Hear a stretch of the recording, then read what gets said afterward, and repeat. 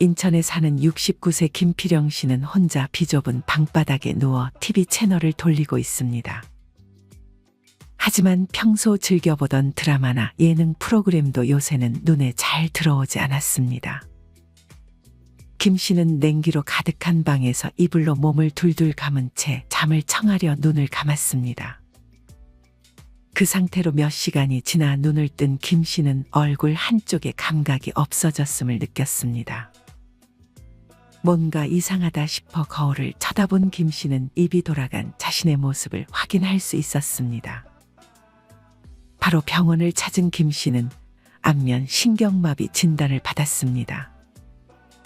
김 씨는 자신의 노년이 이렇게 비참해질 줄은 정말 꿈에도 몰랐습니다.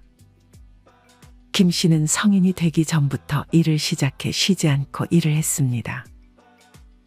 공사장은 물론 몸으로 할 수 있는 일은 마다하지 않고 어쩔 때는 일주일 내내 일만 하기도 했습니다.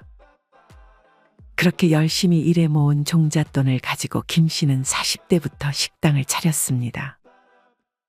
아내가 극구 말렸지만 이제는 힘든 막노동을 할 몸 상태가 아니었습니다. 하지만 식당은 김 씨의 생각처럼 잘 되지 않았습니다. 아내와는 결국 이혼했고 김 씨는 적자에 시달리다 식당을 접고 다시 공사장으로 향했습니다. 김 씨는 그렇게 몇 년은 하루 벌어 하루 먹고 사는 삶을 반복했습니다.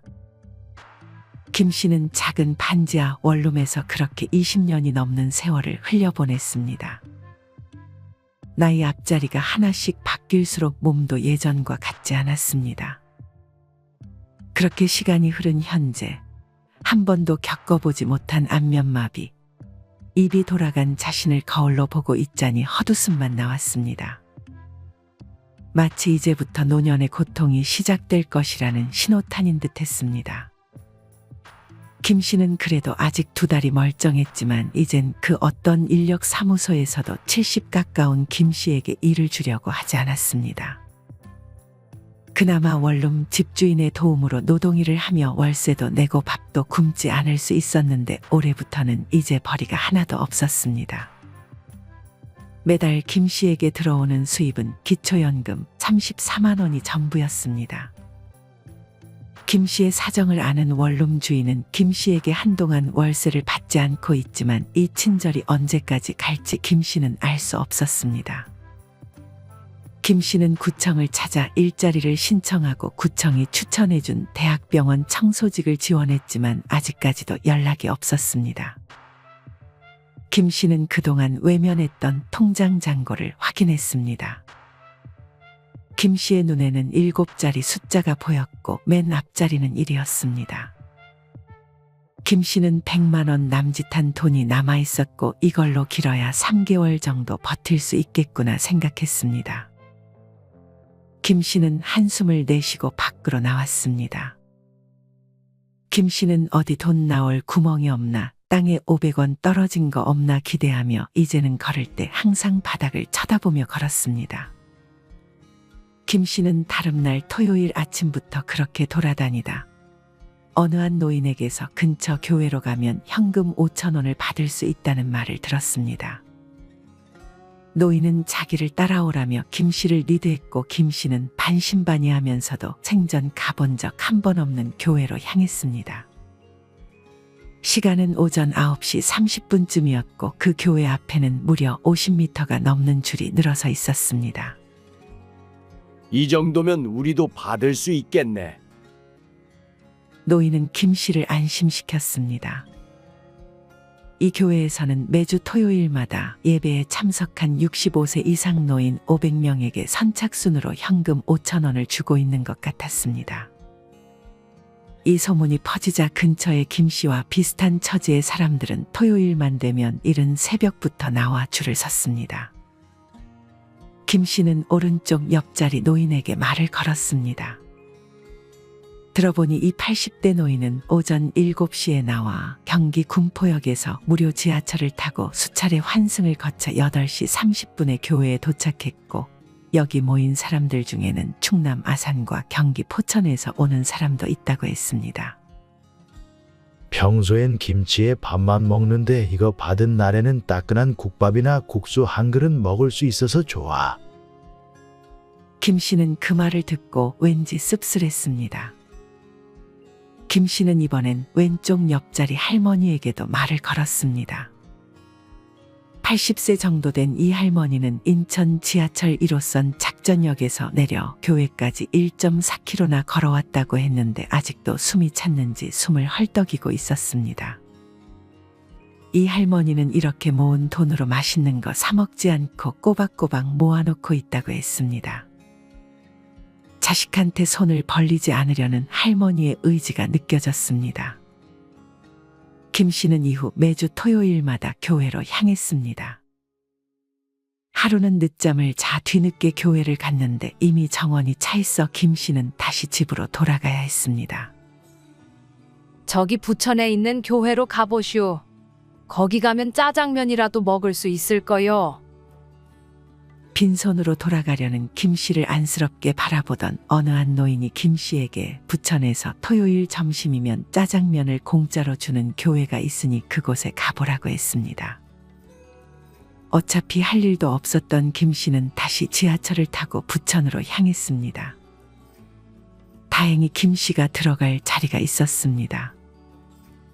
시간은 낮 12시를 가리키고 있었습니다. 처음 왔어요? 이 집 짜장면이 기가 막혀요. 어느 한 노인이 김 씨에게 말을 걸었습니다. 김 씨는 짜장면 냄새를 맡자 군침이 돌았습니다. 김 씨는 그렇게 허겁지겁 짜장면을 먹었습니다. 김 씨는 그렇게 배를 채우고 지하철을 탔지만 배가 부르니 이제는 걱정이 앞섰습니다. 이런 고민을 하는 것은 김 씨뿐만이 아니었습니다. 대구에 사는 73세 이명순 할머니는 근처의 이웃 할머니들과 같이 일요일만 되면 예배당을 찾아다니고 있었습니다. 임 씨는 한 곳만 방문하는 것이 아니라 여러 예배당을 방문했습니다.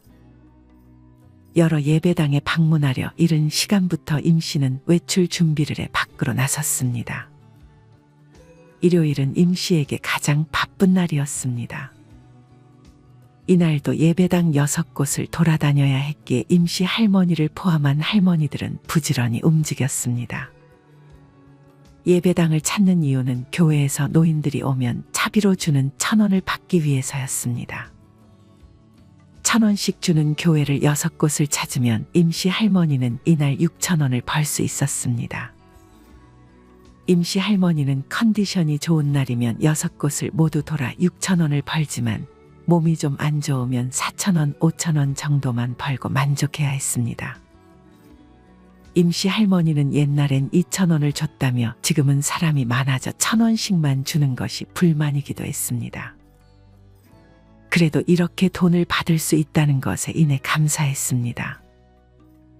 그냥 예배당에 가서 가만히 앉아 있기만 하면 1,000원을 주고 어떤 곳은 공짜로 밥까지 주니 임 씨는 예수 믿는 사람들은 그래도 좋은 사람들이라고 생각했습니다.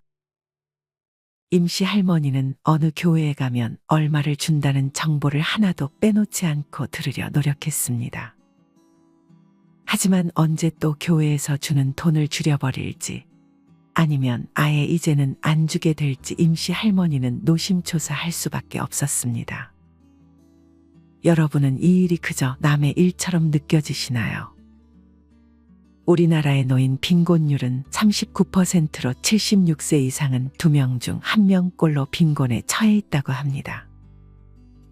연금만으론 생활이 어려워 다시 일터로 향하지만 일자리가 마치 바늘 구멍과도 같아서 살고 싶지 않다는 절규의 목소리가 많이 나오고 있습니다. 이런 현실의 노인들이 선택할 수 있는 곳이 무료 급식소나 돈 주는 교회로 새벽 일찍 나서 줄을 서는 것입니다. 이들에게는 생존의 문제였습니다. 이를 다니길 희망하는 노인들은 해가 갈수록 늘어나고 있습니다. 지난해 통계청에서 실시한 조사에 따르면 65세에서 79세 노인 중 계속 일을 다니고 싶다고 희망한 사람은 전체의 55.7%에 달했습니다. 계속 일하고 싶은 이유로는 생활비에 보탬이 돼서 돈이 필요해서라는 응답이 52.2%로 과반수를 차지했습니다. 20년째 혼자 사는 85세 정길순 할머니는 폭설이 내리는 날에도 밭에 나가 시금치를 캐야 했습니다. 할머니는 공공 일자리 사업을 통해 일자리를 구했는데 허리가 아파도 먹고 살려면 안 할 수가 없어 아픈 몸을 이끌고 나가야 했습니다. 하지만 일을 구하지 못하거나 아파서 일할 엄두를 내지 못하는 분들이 보시기에는 정씨 할머니가 마냥 부럽기만 할 것입니다. 이렇듯 지금부터 준비를 하지 않으면 암울한 미래가 우리를 기다리게 될지 모릅니다. 우리에게 닥칠 수도 있는 문제를 애써 외면하는 것보다는 건강과 돈을 비롯해 착실하게 우리는 우리의 미래를 하루라도 일찍 대비해야 할 것입니다. 이상으로 오늘의 영상을 마치겠습니다. 우리 모든 구독자분들의 행복한 여생을 응원합니다. 다음에 더 좋은 내용으로 찾아뵙겠습니다. 감사합니다.